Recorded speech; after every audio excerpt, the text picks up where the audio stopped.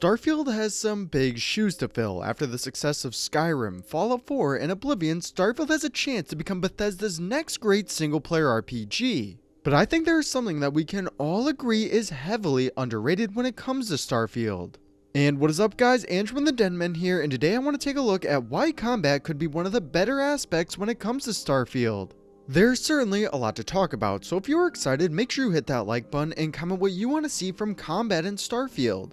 But with that being said, we have a lot to go over, so kick back, strap into your seat, and let's blast off into today's video. To kick us off, one notable aspect that sets Starfield apart from other modern RPGs is the inclusion of three intriguing systems. First is the Jet Boost ability, which allows players to utilize a jetpack to hover above the battlefield. I mean, I know jetpack mechanics are not entirely very new, but the implementation in Starfield presents a unique twist on traditional FPS combat. I actually really think this will be an enjoyable new element to engage with for players in Starfield.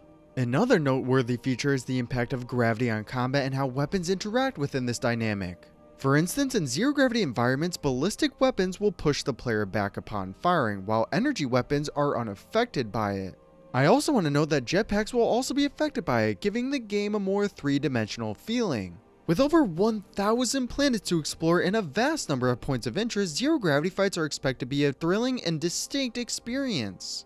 Bethesda's commitment to incorporating various environmental factors into combat adds depth and excitement to the gameplay experience. The third system that particularly piques my interest is the inclusion of powers. Although specific details regarding what these powers entail, how players acquire them, and their frequency of use remains undisclosed. However, considering Bethesda's track record of introducing supernatural abilities in their games, it's safe to assume that powers in Starfield will provide players with exciting and game-changing abilities that add a supernatural flair to combat encounters. While the aforementioned system does differentiate Starfield from other modern RPGs, weapons play a crucial role in defining the combat experience for the game. The combat skill tree provides insight into how combat will shape up, despite limited knowledge of individual skill functionalities. Examining the gun-related icons showcased in the skill tree, we can anticipate the usability of various weapon types, including pistols, melee weapons, shotguns, launchers, assault rifles, bolt weapons, snipers, and revolvers. While these icons might not directly correlate to damage increases for each weapon type, it is highly likely that the team's decision to showcase specific gun types indicates their inclusion in the game's arsenal. Weapons in Starfield will fall into three classifications: ballistic, energy, and electromagnetic. It is reasonable to assume that these classifications will significantly impact the effectiveness of weapons against different enemy types. For instance, ballistic weapons may excel against unarmored foes, while energy-based weapons might prove more effective against armored adversaries. Moreover, the prospect of encountering alien enemies raises intriguing possibilities for weapon effectiveness, suggesting that players may need to adapt their loadouts accordingly. However, one area of concern revolves around melee combat, which, based on the limited information available, appears relatively basic in Starfield.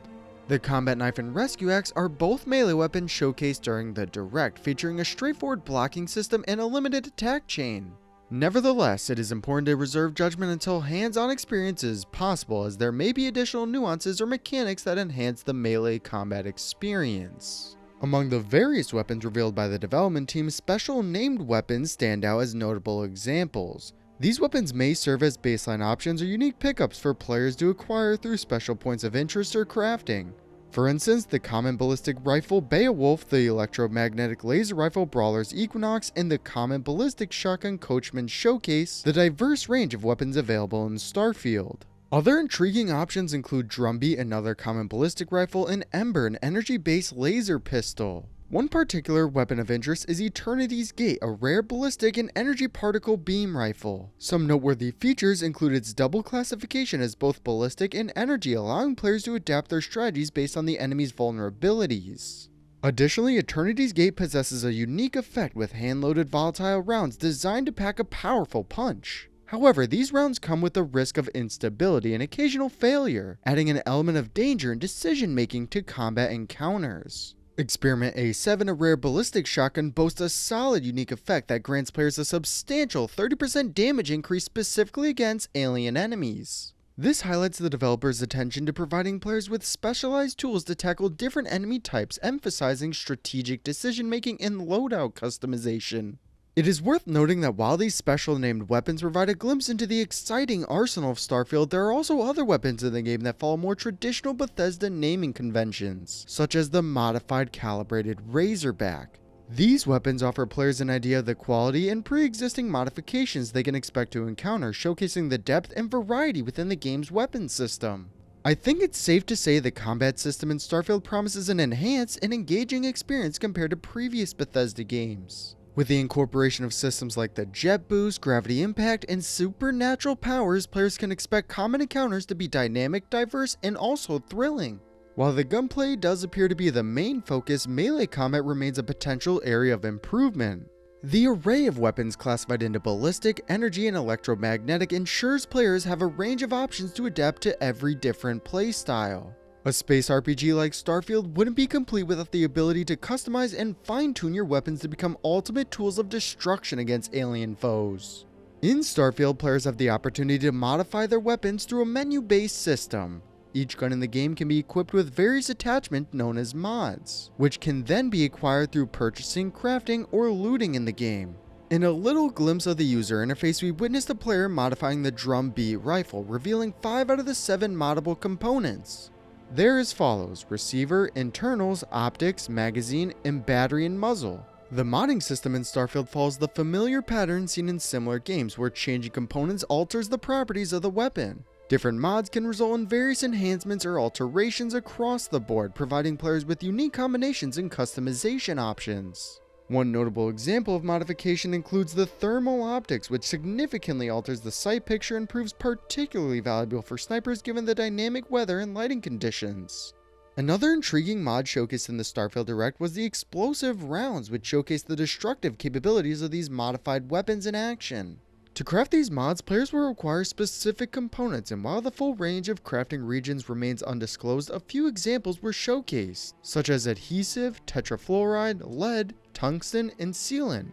It's worth noting though that some of these required components can be obtained through outpost activities or by directly harvesting them from deposits found on specific planets. This system adds a sense of progression and resource management, as players must explore and gather essential elements to support their crafting endeavors.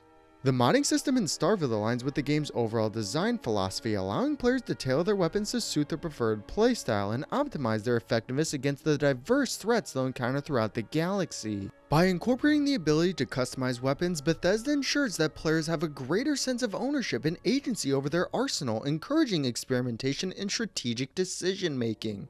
In conclusion, the modding system in Starfield adds depth and personalization to the combat experience, offering players the opportunity to fine-tune their weapons into formidable tools.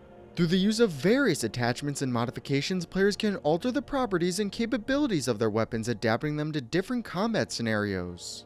Crafting unique mods requires specific components obtained through exploration and resource gathering, further emphasizing the immersive and interconnected nature of Starfield's gameplay systems. Starfield has a chance here to become Bethesda's next great single-player adventure. The combat in the game will play a big part into that, and I can't wait to see what they have to offer.